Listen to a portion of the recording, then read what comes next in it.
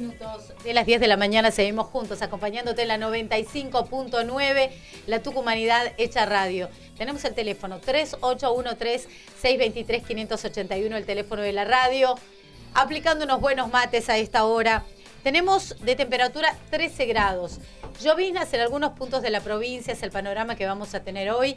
Este cambio brusco de temperatura que ya lo había anticipado el Servicio Meteorológico Nacional. Ayer, Franco, teníamos una jornada a pleno sol, cálida, hermosa, entre otoño, primavera, hermosa realmente. Y hoy se cumplieron todos los pronósticos. Lloviznas, por lo menos desde anoche empezó a llover en algunos puntos de la provincia, a sentirse este descenso de temperatura, y este es el panorama hoy. Lloviznas gran parte de la jornada de día viernes, mejorando un poco. Viajamos un poquito, recorremos, le contamos a aquellos que nos están mirando a través de YouTube, a través de El Tucumano, la mejor opción para poder seguir nuestra radio, para poder seguir en La Tucumana. Te informás a través del diario eltucumano.com y mira el panorama.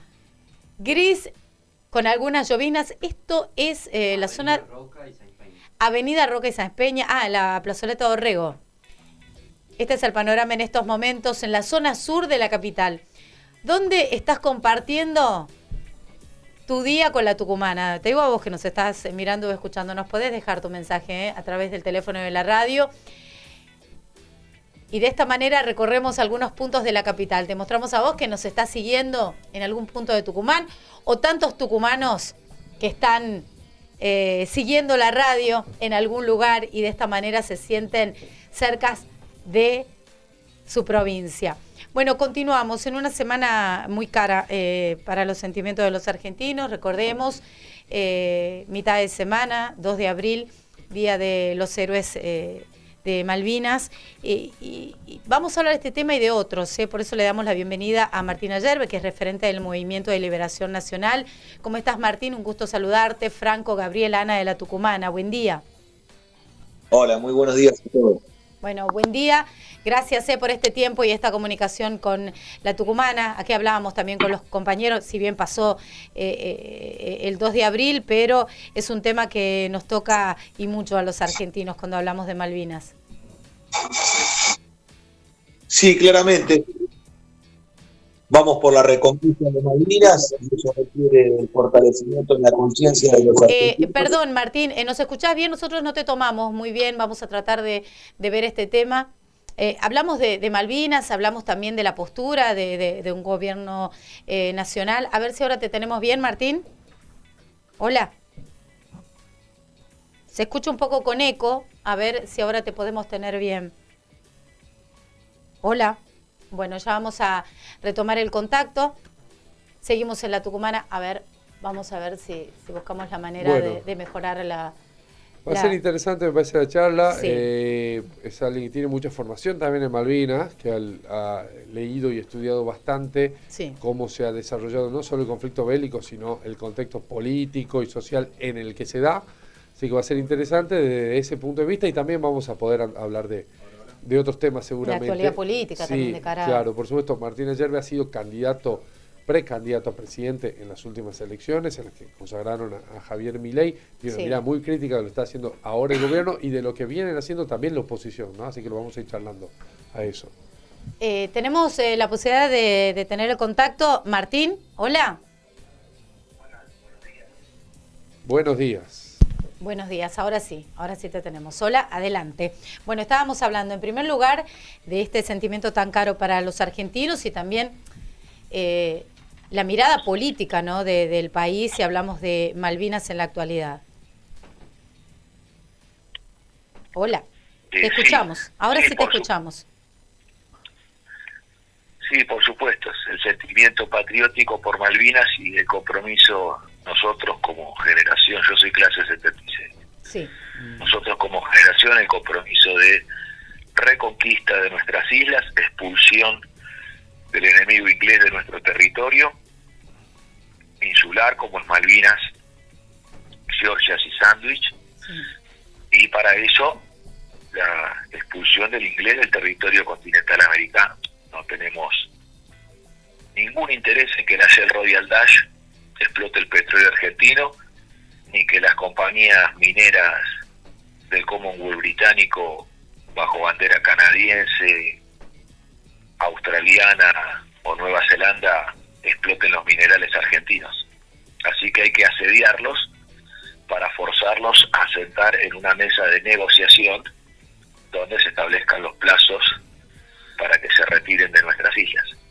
¿Qué impresión te dio cuando conocíamos la postura del presidente de la Nación o su discurso invitando a aquellos habitantes de Malvinas a optar por ser argentinos? O sea, queremos ser potencia para que ellos prefieran ser argentinos, parte del discurso del presidente de la Nación. ¿Cuál fue tu postura o qué sensaciones tuviste al respecto? Javier Milei es un traidor que no debería estar en la presidencia de la Nación, porque está probando, trata de generar una ventana de Overton, esta idea de, a través de una ventana, crear un evento, a través de la guerra psíquica, donde ir probando hasta dónde aguanta la conciencia de los argentinos. Entonces primero dice que él es admirador de Margaret Thatcher, sí, que es la responsable del derramamiento de sangre de argentinos en Malvinas 82. Él después dice que su ídolo es Domingo Cavallo, que es quien antes de ser el ministro de Economía es el que firmó los acuerdos de Madrid, que es la rendición de la casta política a Inglaterra y la entrega del control del Atlántico Sur. Esto lo acordaron todos los políticos profesionales que gobiernan los últimos 30 años. Esto se firmó en 1989 y 1990. Acuerdo de Madrid 1 y 2. Y están todos los políticos profesionales de acuerdo con este plexo jurídico de dependencia, del cual deviene luego la ley 24.184 de protección de inversiones inglesas, con la cual el derecho del inglés está por encima del derecho del criollo. Se protegen especialmente las propiedades de los ingleses, justamente para que no ocurra lo que yo estoy proponiendo realizar. En jaque a Inglaterra dentro de la Argentina continental. Porque acá somos fuertes nosotros. En las Malvinas veremos, pero acá somos fuertes nosotros. Ellos son fuertes en su isla. Entonces, esto va acompañado por el proceso de privatizaciones bajo la ley 23.696 de reforma del Estado, con el cual se destruye el sistema logístico argentino, se entrega la marina mercante, se cierran los ferrocarriles argentinos, por orden de Inglaterra, se privatiza Aerolíneas Argentinas, se entrega el sistema vial de carreteras y autopistas y caminos nacionales a testaferros y constructoras de las multinacionales, en un sistema de peaje. Se destruye vialidad nacional para que los planes de conexión carretera estén bajo el dominio de IRSA, Iniciativa de Infraestructura Regional Sudamericana, con el cual determinan desde el Banco Mundial, el Banco Interamericano de Desarrollo, la Corporación Andina de Fomento, el Fondo Monetario Internacional, las Naciones Unidas, los organismos internacionales, determinan cómo debe ser el ordenamiento logístico carretero del país. El decreto 1398, con el cual se privatizan específicamente las 27 empresas del área de defensa, con lo cual se entregó Altos Hornos Zapla y Somisa, que son fábricas militares de acero, las fundó el ejército argentino, el general Sabio, se les entrega a el grupo Techín, a los Roca, los que conducen la Unión Industrial de Argentina, que no son argentinos. Y de las 14 fábricas militares que teníamos, nos quedan hoy apenas 3, la Fray Luis Beltrán en Rosario, Villa María y Río Tercero en Córdoba. Lo demás está cerrado o desmantelado. Y así los complejos industriales, como Universidad en Salta, complejo forestal en Formosa, y la fábrica de conductores y vainas eléctricos, bueno, todo lo que hacía a la integración de la producción para la defensa, desmantelado o paralizado, como es el caso del astillero Río Santiago, que depende de la provincia de Buenos Aires y está totalmente paralizado, sin actividad, para tratar de quebrar la voluntad de los trabajadores y reconvertirlo en una playa de acopio de contenedores de mercaderías importantes. Este es el ataque que continúa de Inglaterra hacia la Argentina. El ataque no ha cesado. Inglaterra continúa desde una posición consolidada, atacando los intereses nacionales, no solamente con este plexo jurídico de dependencia, que es el que destruyó la Argentina los últimos 30 años, sino a través también de la guerra psíquica y la guerra cultural. Porque fíjate que en el mismo plano están en la provincia de Buenos Aires el ministro de Cultura, perdón, el ministro de Salud, Cretla, está haciendo vasectomías ambulatorias para tratar de castrar a nuestros varones jóvenes. Martín, me interesa preguntarte porque hace un tiempo tuvimos la visita acá de Renzo Sirigliaro, que fue ministro de Economía de la provincia de Tucumán y un militante peronista de toda la vida, ¿no? Un hombre con una larguísima trayectoria que tuvo la suerte de conocer a Perón en Puerta de Hierro y visitarlo en el exilio, y en su momento le dijo, él cuenta una pregunta que puede hacerle a Perón, que es ¿por qué no recuperó las Malvinas?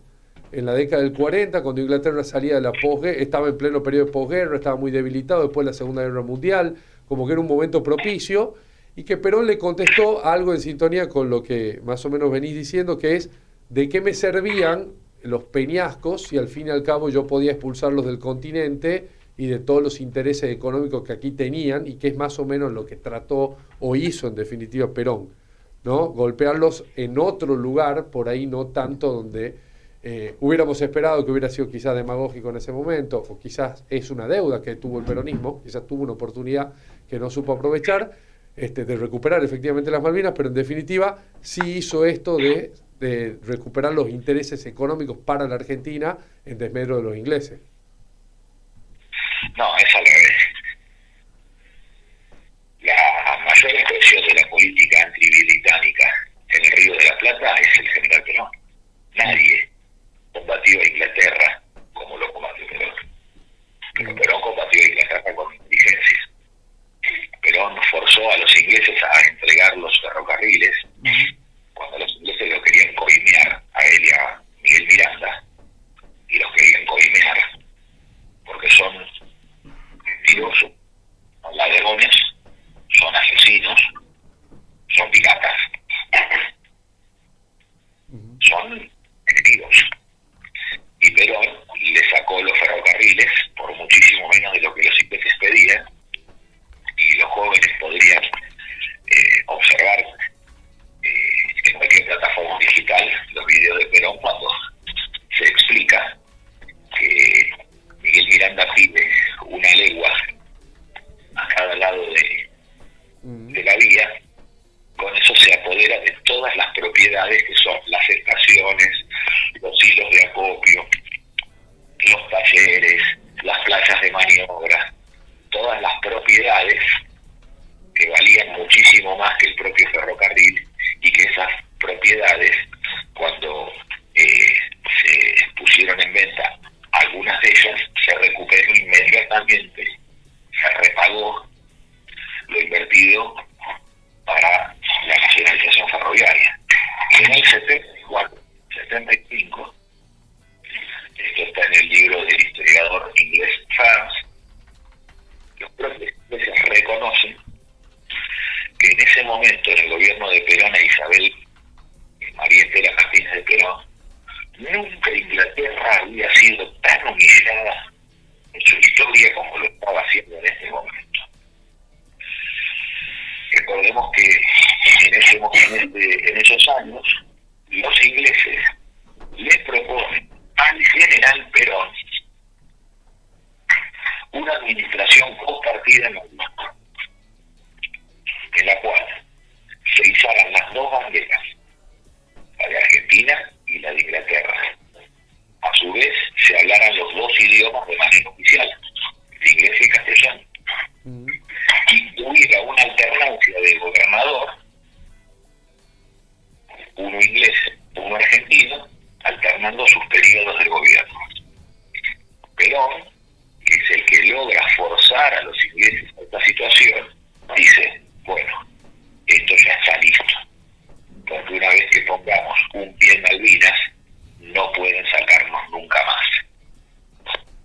Entonces la habilidad y la inteligencia militar de un militar brillante como el general Perón es aquel que luego declaran los propios ingleses en los tiempos de Margaret Thatcher, cuando dicen nunca hemos sido tan humillados como ahora, y es el momento en el cual María Estela Martínez de Perón bombardea el buque Shackleton, venía a espiar aparentemente en mar argentino y es interceptado por un buque de la Armada, como también, ustedes recordarán, la guerrilla argentina que salió a combatir a Perón recibía munición y armas de Inglaterra.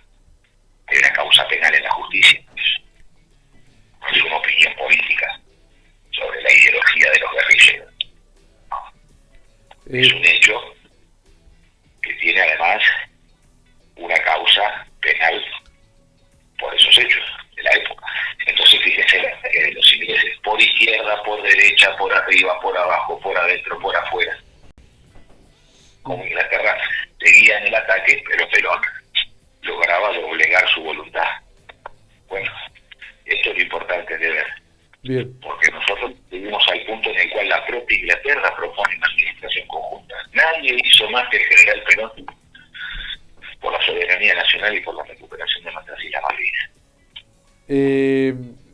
Martín, también te consulto porque la Malvinas es la causa nacional por excelencia, me parece, ¿no? Creo que ahí todos los argentinos, pensemos más o menos como pensemos, estamos de acuerdo con que las Malvinas son argentinas y que algún día las queremos de vuelta con la bandera flameando y de eso no hay duda. Sin embargo, la guerra específicamente del 82 tiene muchos detractores, muchos críticos. Te diría que el discurso hegemónico es que esa guerra no debió ser o no debía darse en esa circunstancia.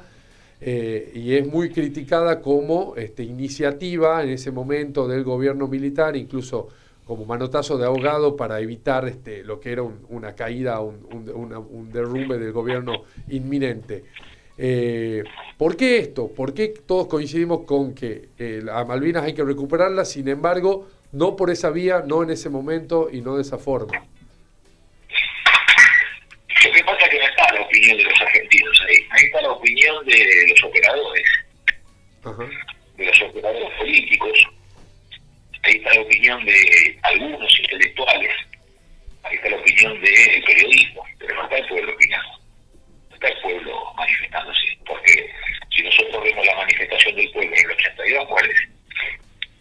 Los jóvenes argentinos de 16, 17 años, todavía sin la mayoría de edad, presentándose en los cuarteles del ejército argentino, los regimientos y los destacamentos para ofrecerse como voluntarios.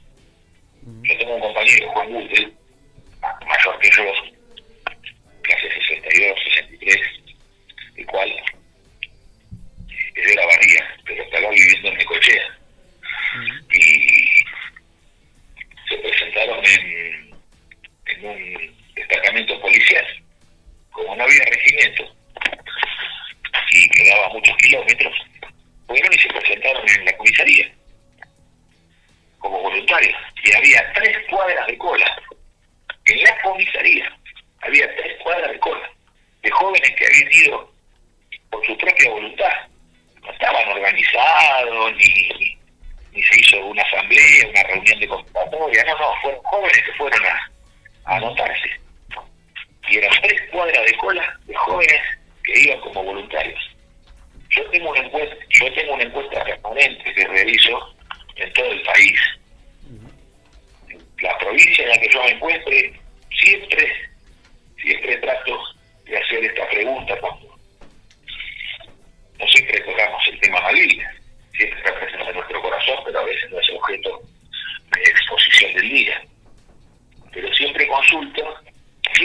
estarían dispuestos a servir como voluntarios en la reconquista de Malvinas. Y todos los presentes levantan la mano. Bueno, algunos podrán decir, bueno, Martín, vos solamente reunís patriotas. Yo reúno argentinos. Y creo que la mayoría de los argentinos son patriotas. Y que la mayoría de los argentinos están dispuestos al sacrificio, de uno por el otro. Y que la mayoría de los argentinos están dispuestos al sacrificio por la paz. Y a la decisión política del momento, Martín, ¿qué es lo que de ese momento, ¿no? Más allá de la voluntad del pueblo, que sí, no hay dudas de que quienes lucharon en Malvinas lo hicieron con heroísmo y con absoluta convicción. No hay duda que en general ha pasado eso, más allá de que algunos hayan tenido mayor formación, ¿no? Incluso ayer lo hablábamos con un compañero, una guerra casi sin desertores, bueno, algunas cuestiones que son signos de que eso ha sucedido. La decisión política del momento, en ese momento de Galtieri de invadir las islas, ¿era acertada? ¿Era un momento oportuno? ¿No lo era?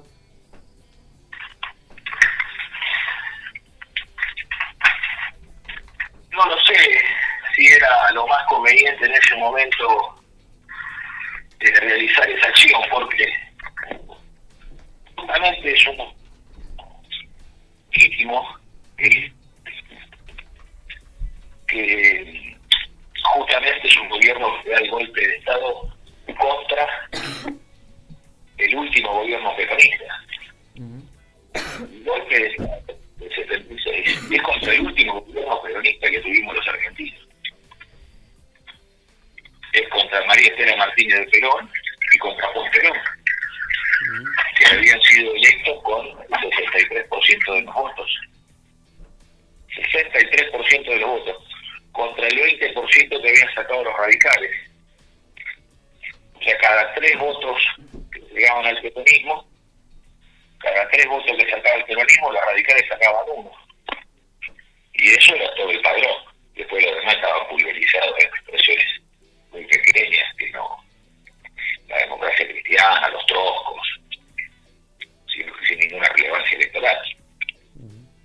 Y además hay que recordar, cuando Perón lanza el modelo argentino para el proyecto nacional,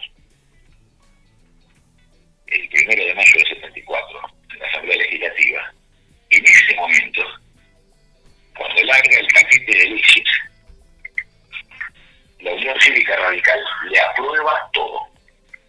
Los radicales en ese momento le aprobaron todo, pero bueno, eso es de destacar, porque además del 63% de los votos, con el 20% de los radicales, estamos cerca del 85%, y el Congreso, la bancada radical le aprueba todo, para que Perón pueda realizar la transformación necesaria para el país. Hablaba de una voluntad de unidad nacional, que es de destacar.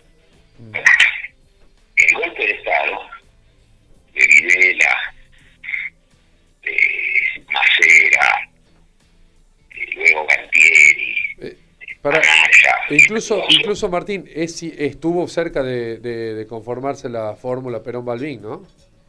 Claro, por eso hay que recordarlo, porque si no vemos cuál fue la voluntad del pueblo. Acá hay que observar la voluntad del pueblo, porque el soberano es el pueblo. Acá los políticos no importan nada.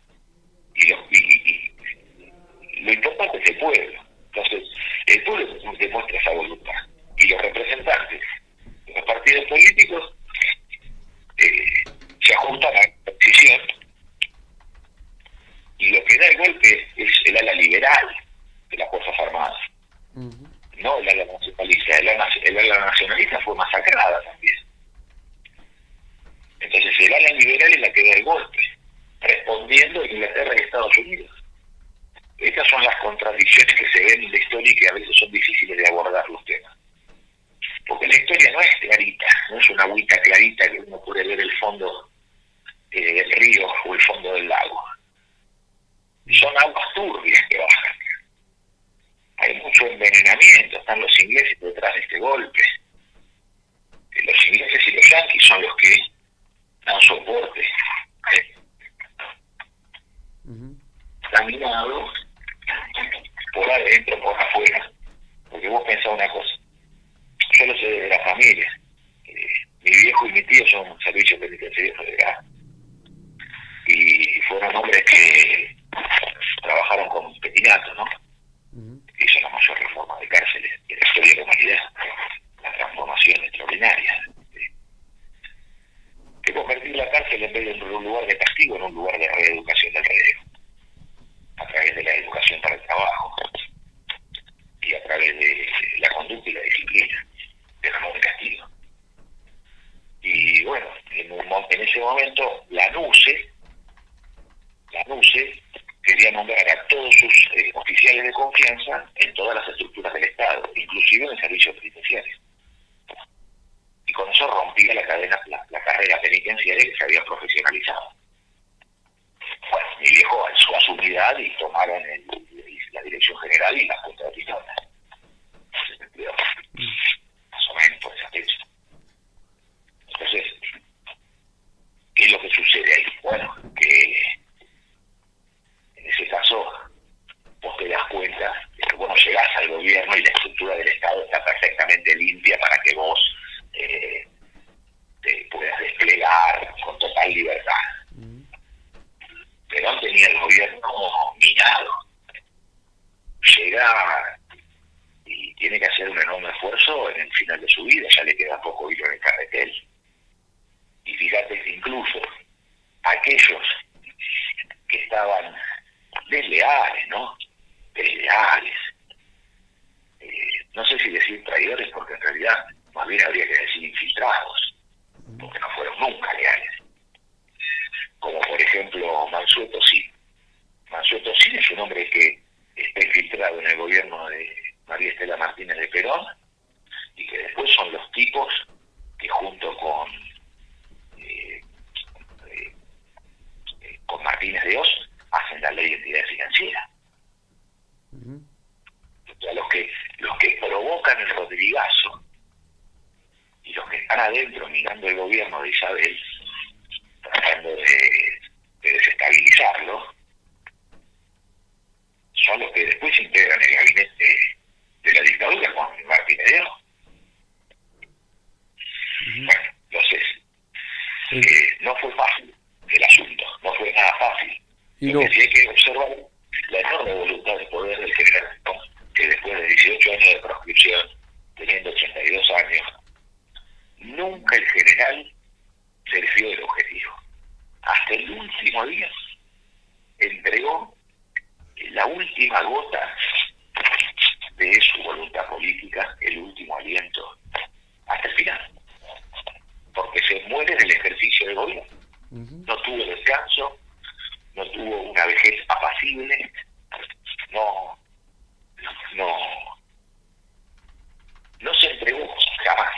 Eso es lo importante, y además regresó a la patria, porque con eso rompe una maldición de los ingleses, que lo tuvieron los masones franceses e ingleses, lo tuvieron a San Martín en Boulogne-sur-Mer, retenido. A Juan Manuel de Rosas preso en Southampton.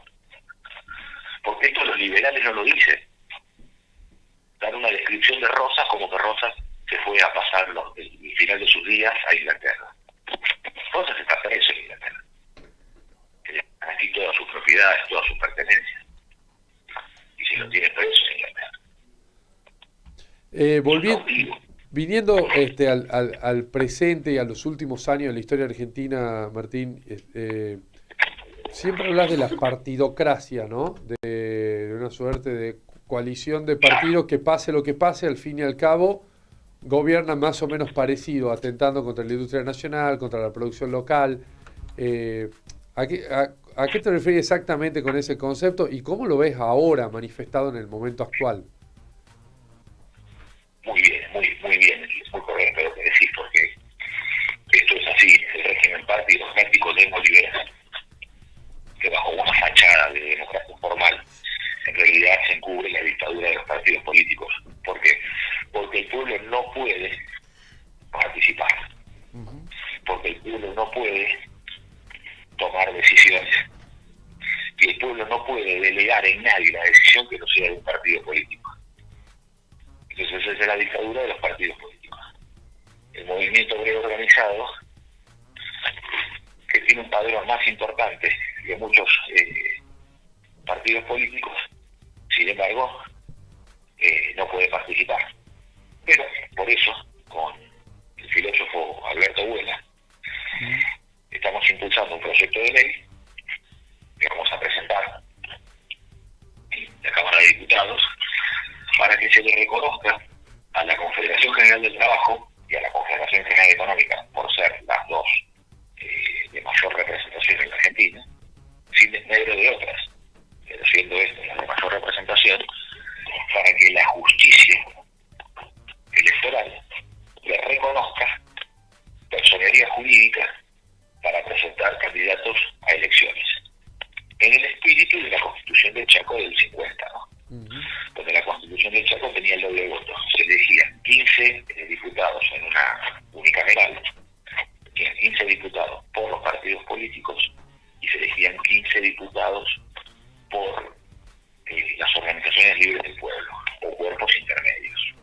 Entonces se elegían 15 venían del partido y 15 venían de los gremios.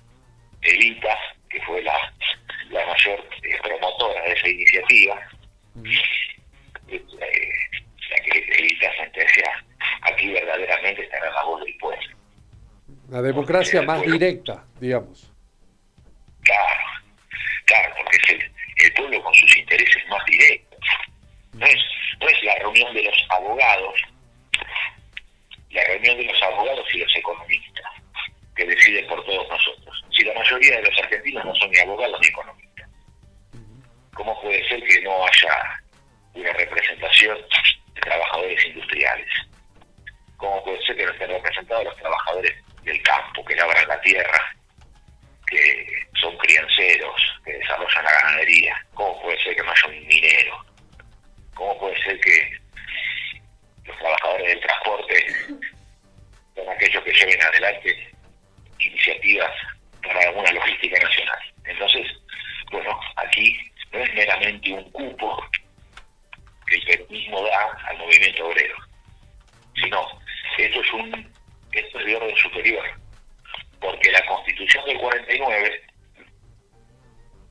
todavía está bajo el régimen liberal de los partidos políticos, pero la Constitución del Chaco es una constitución antiliberal, porque reconoce en las organizaciones libres el verdadero poder organizado del pueblo. Y esto representa la teoría política de los argentinos, el dispositivo de poder del pueblo de la doctrina nacional.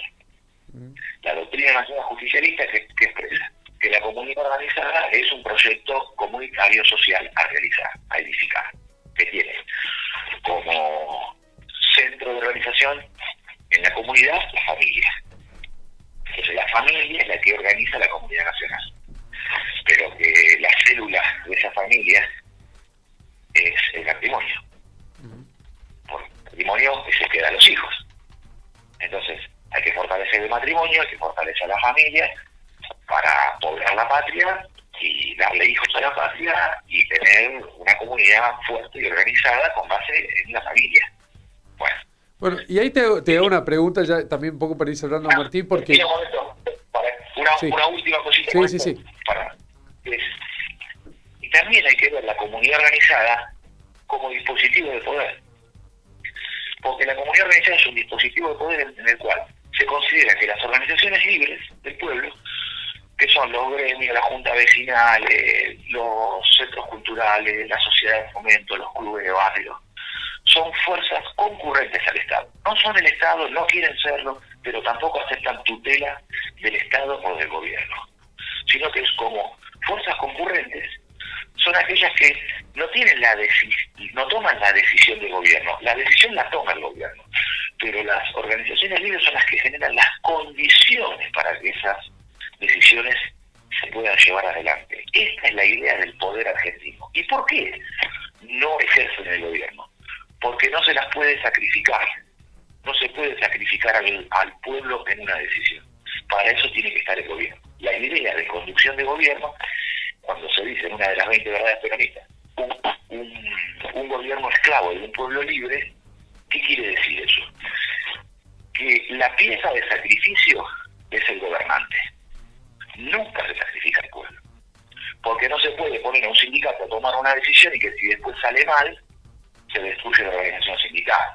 Le cuesta mucho construir una organización libre, como para sacrificarla en una mala decisión. Entonces, para eso está el gobierno. Eso es un dispositivo de poder, que es el que hay que recuperar. Y hay que tomar el poder en la Argentina, por fuera de la partidocracia, más allá de que tengamos que disputar y agotar las instancias democráticas, pero hay que disputar y hay que tomar el poder con las organizaciones libres. Martín, estamos apremiados con el tiempo, pero me gustaría preguntarte lo último antes de cerrar. Hay algo que a mí me llama la atención, que tiene que ver con esto que decía, bueno, hablabas de la familia. Hoy es evidente que la gente se forma menos familias en general, tiene menos hijos, se casa menos. Eso es así, estadísticamente muy fácil de comprobar con respecto a hace 30, 40 o 50 años. Y a su vez dicen, a mí no me consta, pero dicen los que estudian y por ahí leo comportamientos sociales, que en determinadas generaciones, los adolescentes, los jóvenes, los que andan alrededor de los 20, hay casi una fractura entre varones y mujeres, en todo sentido, hasta en cómo votan, ¿no? Votan muy diferente, piensan muy diferente, se manifiestan de manera muy diferente, como nunca antes en la historia. ¿Eso es algo que te llama la atención o que has podido charlar? Quizás no sea tan cierto, quizás sea más un mito o alguna de estas tergiversaciones, pero no sé si lo has podido analizar a eso. Sí, es un tema importantísimo que nosotros como comunidad podamos conversar, analizar y defendernos, porque hay un fuerte ataque sobre el varón argentino. Hay un ataque sobre el varón argentino que intenta enfrentar mujeres y varones para dividirnos como pueblo. Y estos ataques son parte de la guerra psíquica del enemigo. Entonces, toda la judicialización de los conflictos familiares es una judicialización donde se termina cediendo a partir de esta judicialización a los hijos al Estado.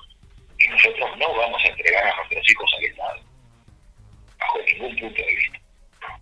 El Estado no va a apropiarse de nuestros hijos, y la partidocracia neoliberal que usufructa el Estado no va a ejercer la patria potestad de nuestros hijos. Somos capaces de ir a la guerra en contra de ellos, contra los políticos profesionales, de todos los signos, los kirchneristas, los liberales de Milei, los delincuentes de Macri. Nos tiene sin cuidado, porque no reconocemos en ellos autoridad. Acá no hay un problema de que hay crisis de representación, acá hay ruptura de la representación. Acá hay ruptura de la representación. Entonces, nosotros no aceptamos que, como te mencionaba, el gobierno de la provincia de Buenos Aires, a través de su ministro de Salud, Kreplak, esté haciendo vasectomías ambulatorias para castrar a nuestros varones jóvenes. ¿Esa es su idea de salud reproductiva? No, esa es su perversión, donde lo que buscan es despoblar la Argentina, bajar la natalidad. Hoy la tasa de reproducción no alcanza el reemplazo. Hoy la tasa de reproducción está en 1.88. 1.8 quiere decir que entre un varón y una mujer, en la unión, en matrimonio de un varón y una mujer, solamente sale 1.8 hijos. Quiere decir que hay menos de 2, o sea que no logramos la tasa de reemplazo. Por eso, nosotros necesitamos un plan de natalidad que tiene que estar sustentado en la movilización total del trabajo, donde en esa movilización total del trabajo alcancemos el pleno empleo, que con el pleno empleo alcancemos los salarios justos, con un poder adquisitivo equivalente a que nadie debe trabajar en la Argentina por menos de 1 kilo de carne pulpa por hora de trabajo. 1 kilo de carne pulpa por hora, no se puede trabajar por menos, porque eso permite, en el caso de los peones industriales que arrancan, un mínimo vital y móvil que le permite empezar a proyectar su vida. Y con un promedio salarial no menor a 2 kilos de carne pulpa por hora de